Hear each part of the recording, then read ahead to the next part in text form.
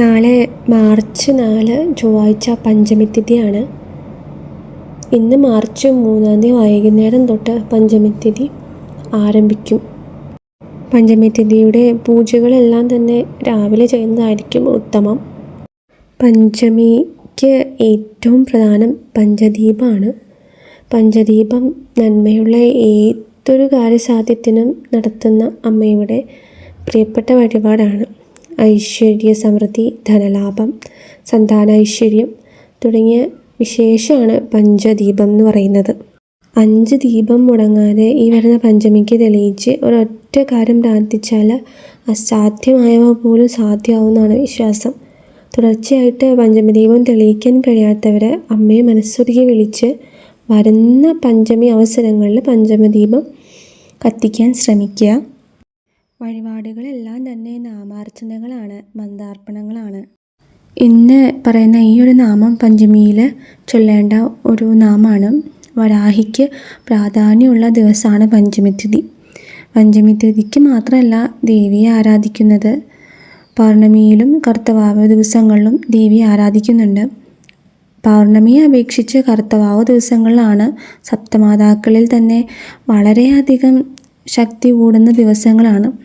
അതുകൊണ്ട് തന്നെ സപ്തമാതാക്കളിൽ നമുക്ക് ആരാധിക്കാൻ ഏറ്റവും നല്ല ദിവസം കൂടിയാണ് കർത്തവാവ് എന്ന് പറയുന്നത്.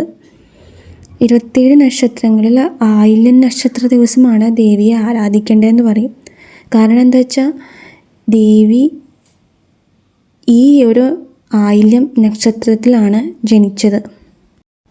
രോഗങ്ങളൊക്കെ കൊണ്ട് ബുദ്ധിമുട്ടുന്നവർ ആയില്യം ദിവസം അമ്മയെ തേനാഭിഷേകം നടത്തി പ്രാർത്ഥിക്കുകയാണെന്നുണ്ടെങ്കിൽ അസുഖങ്ങൾ ഒരു പരിധി വരെ മാറിക്കിട്ടുമെന്നാണ് വിശ്വാസം.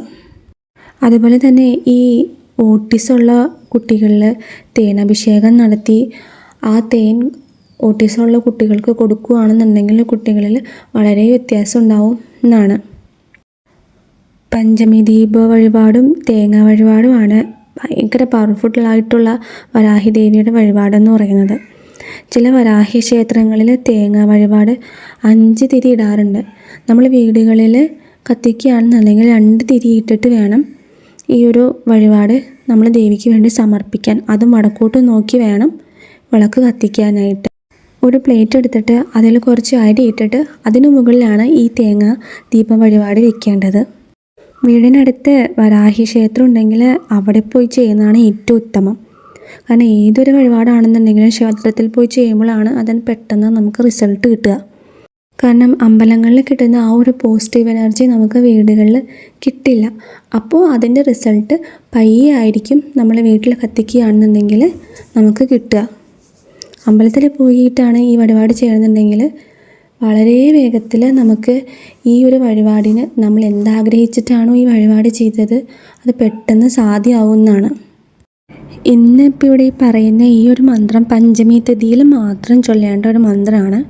അതല്ല നിങ്ങൾക്ക് പെട്ടെന്നൊരു ആഗ്രഹം സാധ്യമാവണമെന്നുണ്ടെങ്കിലും ഈ മന്ത്രം നമുക്ക് ജപിക്കാവുന്നതാണ്.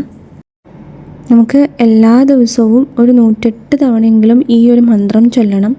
ആദ്യം തന്നെ മനസ്സിൽ ഒരു സങ്കല്പം എടുത്തിട്ട് 21 ദിവസം ഞാൻ ഈ ഒരു നാമം 108 തവണ ചൊല്ലാമെന്ന് ദേവിയോട് പറഞ്ഞ് നമ്മുടെ ആഗ്രഹം എന്താണോ അത് ദേവിയോട് പ്രാർത്ഥിച്ചിട്ട് വേണം ഈ ഒരു മന്ത്രം നമ്മൾ 108 തവണയോ 1008 തവണയോ നിങ്ങൾക്ക് സമയമുള്ളതുപോലെ ഈ ഒരു മന്ത്രം ചൊല്ലാവുന്നതാണ്.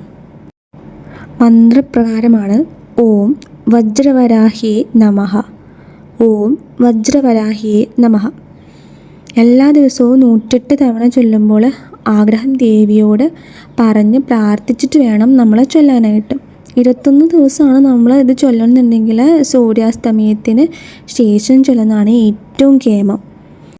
പീരീഡ് ടൈമിലും പുലവാലായ്മയുള്ള സമയത്തൊന്നും നമുക്ക് ഈ മന്ത്രം ചൊല്ലാൻ പാടില്ല.